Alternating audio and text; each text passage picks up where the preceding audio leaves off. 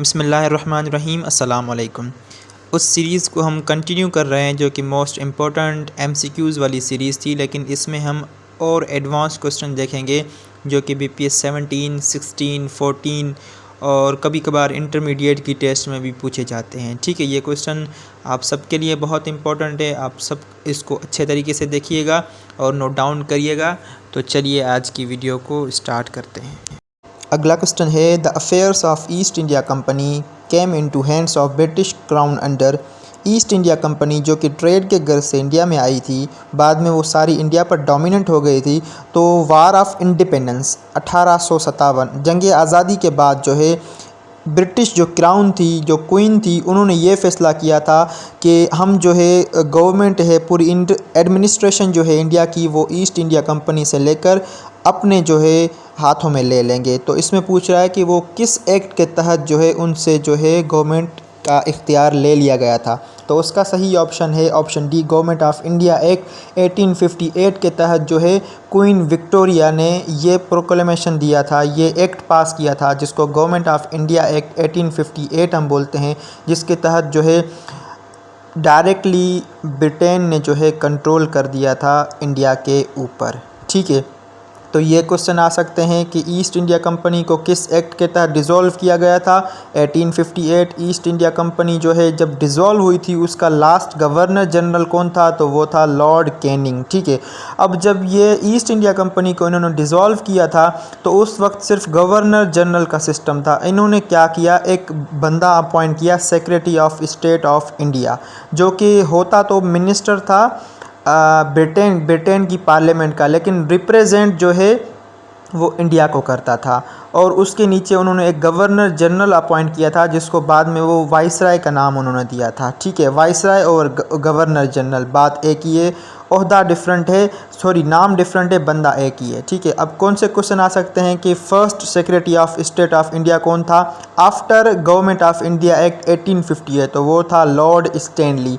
यह भी क्वेश्चन आ सकता है कि first viceroy of India after war of independence, तो वो था लॉर्ड कैनिंग। ठीक है, और वो क्वीन कौन थी जिन्होंने ये एक्ट पास करने के लिए कहा था और ब्रिटेन जो है डायरेक्टली टेक ओवर कर गया था इंडिया पर, तो वो क्वीन थी क्वीन विक्टोरिया। अगला क्वेश्चन है, the longest rigid steel girder bridge on the Indus river connecting Rohri city with Sukkur city was inaugurated on. इसमें पूछ रहा है कि रोहड़ी शहर को सक्खर शहर से मिलाने वाली दरियाए सिंध पर सबसे तवील स्टील गिर्डर पुल का इफ्तिताह कब किया गया था। ठीक है, तो उसका सही ऑप्शन है ऑप्शन सी, 25 मार्च 1889 में। अगला क्वेश्चन है, the local name of famous Sindh ibex is. Sindh की जो फेमस जाबलू बकरी है उसका लोकल नाम क्या है, वहाँ के लोकल रेजिडेंट उसको क्या बुलाते हैं। ठीक है, तो उसका सही ऑप्शन है ऑप्शन बी, वो उसको बुलाते हैं सारा।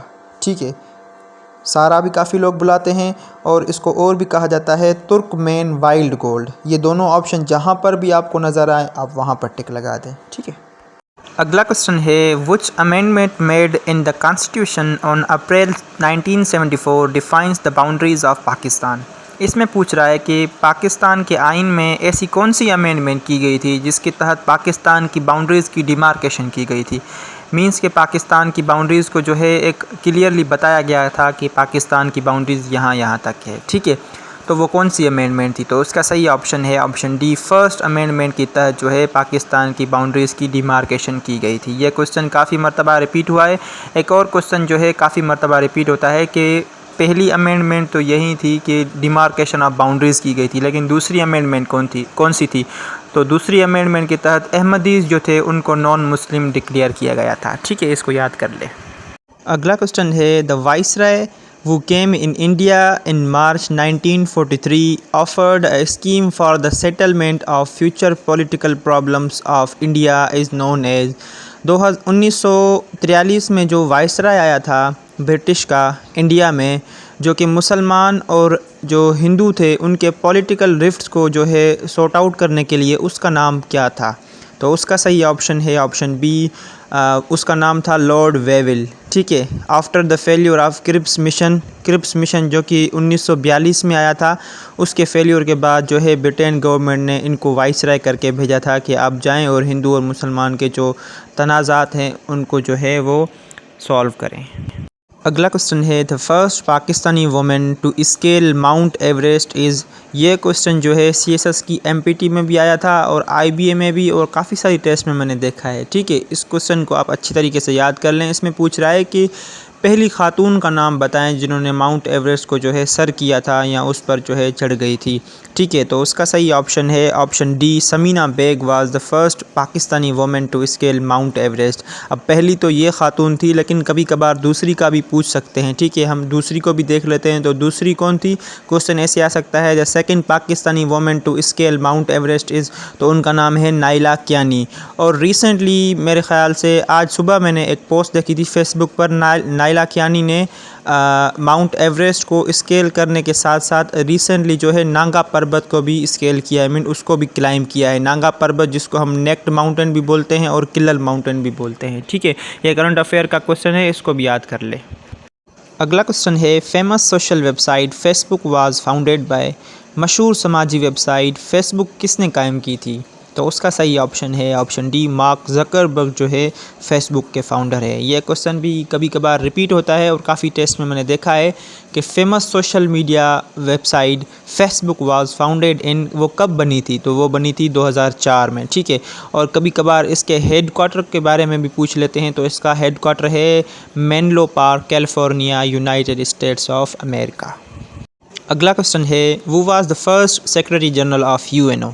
यूएनओ जब बनी थी उसका पहला सेक्रेटरी जनरल कौन था? ठीक है, तो उसका सही ऑप्शन है ऑप्शन ए, ट्राइगेव ली या ट्राइजेव ली, जो भी आप इसको प्रोनाउंस करें, लेकिन नाम आप याद रख लें। ये क्वेश्चन पूछा जाता है काफ़ी सारी टेस्ट में। ठीक है, Trygve Lie was the first secretary general of UNO. अब इन्होंने कब से कब तक जो है सेक्रेटरी जनरल के तहत सर्व किया था यूएन को? तो वो किया था 1946 से लेकर 1953 तक। ठीक है, और एक और क्वेश्चन आ सकता है कि ट्राइगेव ली जो कि यूएनओ का पहला सेक्रेटरी जनरल था, उसका ताल्लुक़ कौन से कंट्री से था? तो उसका ताल्लुक़ था नॉर्वे से। ठीक है, नॉर्वे जिसे हम लैंड ऑफ मिडनाइट सन बोलते हैं। ठीक है, और नॉर्वे का कैपिटल क्या है? वो है ओस्लो। ठीक है, अब पहला हमने देख लिया। कभी कभार क्या होता है कम्पेटिटिव एग्ज़ाम में या जो हाई स्केल की टेस्ट होती है ना, उसमें दूसरा या तीसरा भी कभी कभार पूछ लेते हैं। तो दूसरा और तीसरा और रीसेंट जो है वो हम देख लेते हैं। इससे हमारा जनरल नॉलेज भी जो है उसका पोर्शन क्लियर होगा और करंट अफेयर का भी होगा। ठीक है, सेकंड कौन था सेक्रेटरी जनरल ऑफ यूएन? तो वो था देग हमार्सकोल्ड। ठीक है, देग हमार्सकोल्ड, इनका ताल्लुक स्वीडन से था। ठीक है, इन्होंने कब से कब तक सर्व किया था? इन्होंने 1953 से लेकर 1961 तक जो है सर्व किया था। इनका ताल्लुक था स्वीडन से। ठीक है, स्वीडन एक अलग कंट्री है, सूडान एक अलग कंट्री है। ठीक है, ये पहले मैं भी इसमें कंफ्यूज होता था, लेकिन बाद में मुझे क्लियरिटी हो गई कि स्वीडन एक अलग है और सूडान अलग से है जी। ठीक है, स्वीडन का कैपिटल है स्टॉकहोम और सूडान का कैपिटल क्या है? वो है खरतोम। ठीक है, और तीसरा जो है सेक्रेटरी जनरल कौन था यूएन का? तो वो था U Thant. U Thant was the third secretary general of UN, जिनका ताल्लुक था म्यांमार से। ठीक है, और म्यांमार का कैपिटल क्या है? वह है नाइपाई या नाइपीदा।